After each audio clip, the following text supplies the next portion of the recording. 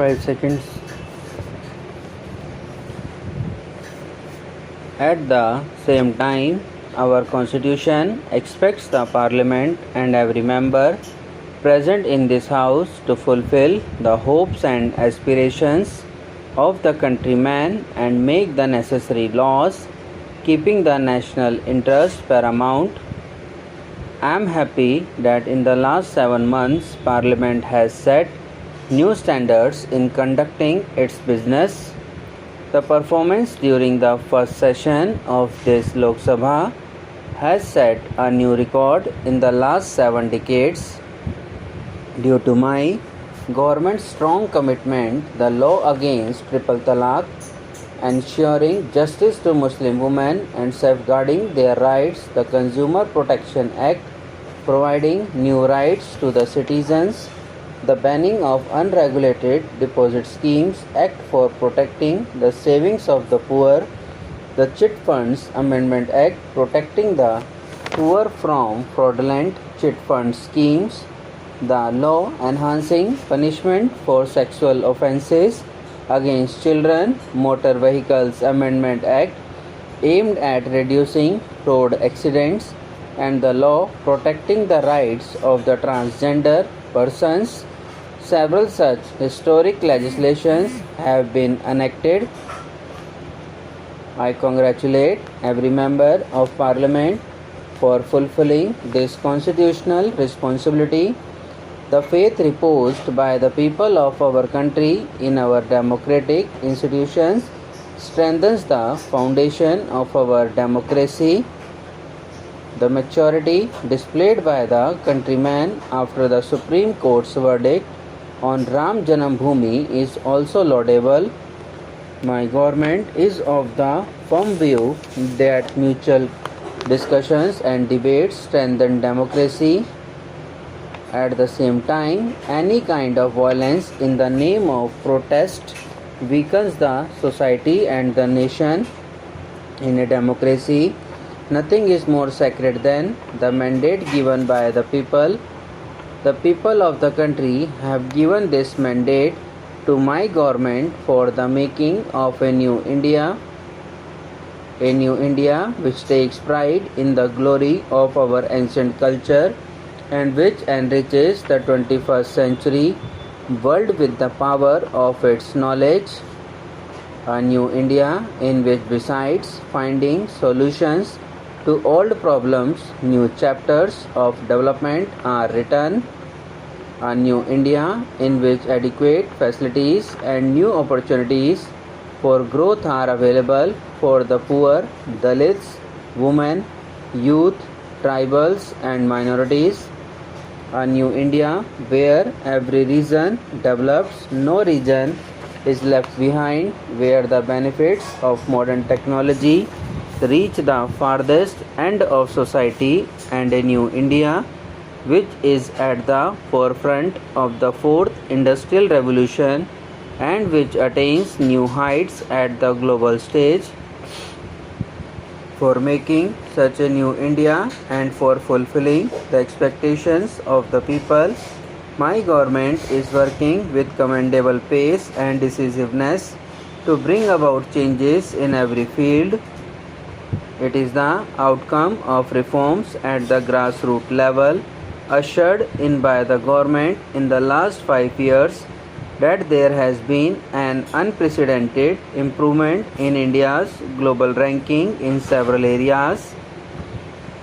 In the World Bank's Ease of Doing Business rankings, India has leapfrogged to the 63rd position, moving up by 79 places. In the Resolving Insolvency rankings, India has moved from 108th to 52nd position, and in the Global Innovation rankings from 74th to 52nd position. India has improved its international ranking by 10 points in the Logistics Performance Index. India has moved from 52nd to 34th position in the World Economic Forum's Travel and Tourism Competitiveness rankings.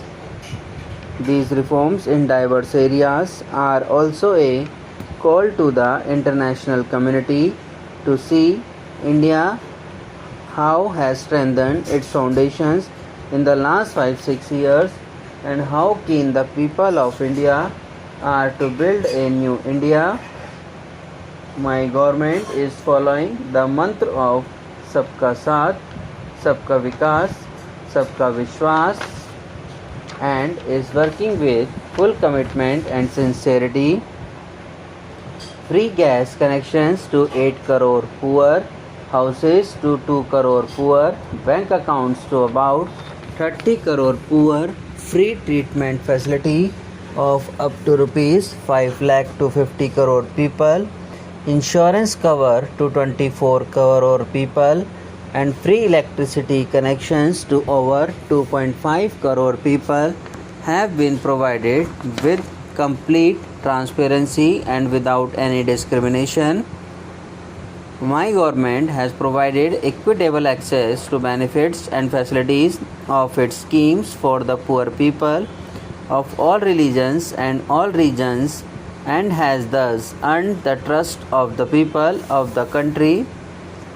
Dr. Shyama Prasad Mukherjee, the great son of Bengal and the Minister of Industry in the government headed by Jawaharlal Nehru ji, had said in the Lok Sabha, in a democratic federal state, the fundamental rights of the citizens of one constituent unit cannot vary vis-a-vis the citizens of another unit.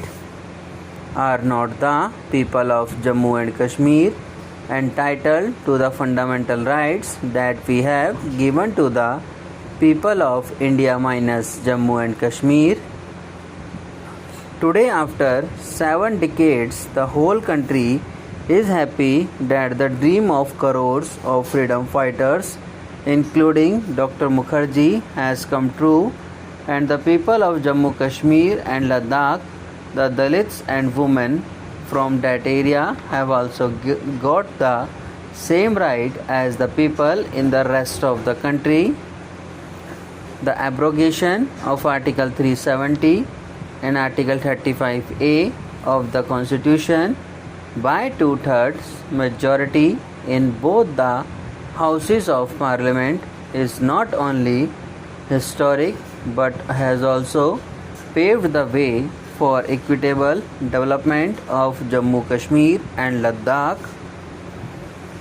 Through this House, I heartily congratulate the people of Jammu and Kashmir and Ladakh